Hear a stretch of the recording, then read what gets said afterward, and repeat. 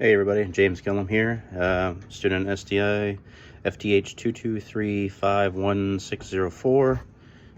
We're week 4 assignment. This week we're going to be installing a compensator on my striker fired pistol from my previous course. We're going to be going through functions checks and talking about different theories and designs and compensators, as well as listing pros and cons. First and foremost, the firearm is safe. Magazine's been removed. There's no ammunition in the magazine well. Chamber's clear. Finger in there, that's clear. There's no live ammo at the workspace. Those are snap caps. All right, so here we have the compensator installed on my PSA dagger, but it wasn't too difficult to install. So we'll do a functions check. Take the magazine out. This is a clear firearm as we just cleared it. So squeeze the trigger, chamber. Hear it, fire, let it reset, metallic click. We'll set it offset it just a hair, that way it doesn't engage the trigger. See, nothing happens.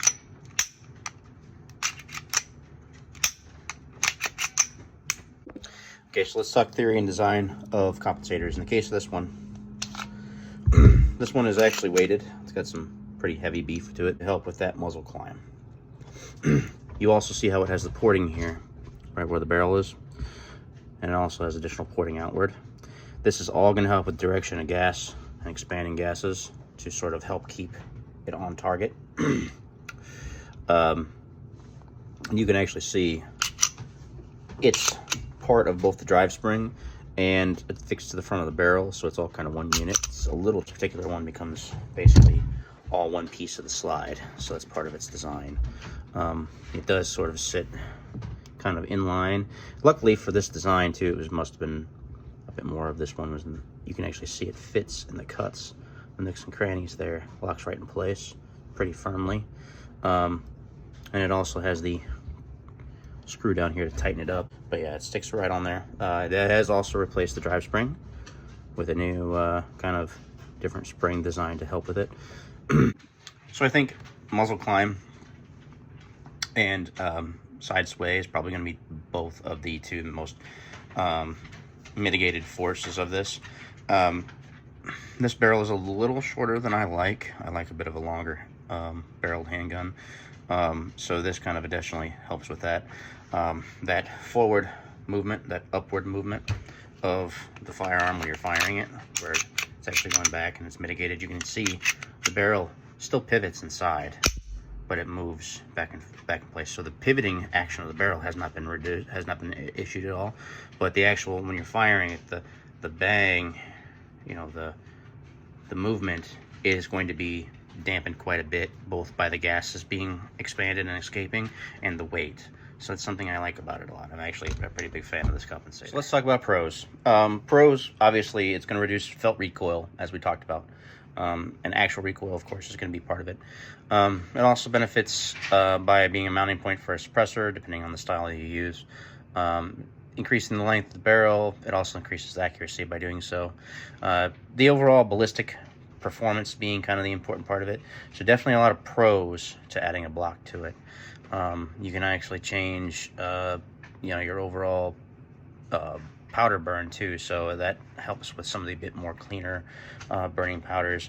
And the propellant is being pushed forward in a way that's, as everything is. So definitely some pros to that. And it is affixed to the barrel, so it's definitely something that becomes a bit more of a solid base, so that helps. Now let's talk about the cons. When we start talking about cons kind of come in. There's a couple of them here to worry about. You are changing a lot of different components. So cost becomes a bit of con. You do, as we mentioned, propellant charge is going to be different too. So you're going to be apt to change the type of propellant that's used in the rounds you use. So you may have to adapt your types of ammunition that you're using. Sometimes you have to change the grainage with some of the bullets that I've seen people use with like ported barrels. So that's one of the things you have that. So you do kind of have, there's some benefits of lightening the slide. That's kind of an important part of this too, since you are adding more weight to it. In the case of my slide, it's already been lightened, so having that weight in the front kind of makes it all make more sense, so it worked out pretty well. Weight overall becomes a bit of an issue too, especially if it's a carry gun. You get some fitment and attachment issues. In the case of this though, you can see my flashlight and everything still clears just fine, so that works out pretty well. This is definitely something I feel like this is going to be more of a tactical kind of firearm, just because the other con that you're going to run into is being able to find something that's going to be accepted into a holster for this is going to be a little bit of a challenge. So therefore it comes back to cost again. You're going to be spending money on something that is a bit more on the expense. Muzzle flash and extending and debris kind of being expelled is also another con that you're going to run into. So it's definitely something that you run into with that. So, but overall, I mean, it's still, in my personal opinion, a good investment. It's good for performance, it's good for accuracy, it's good for the overall use of the firearm.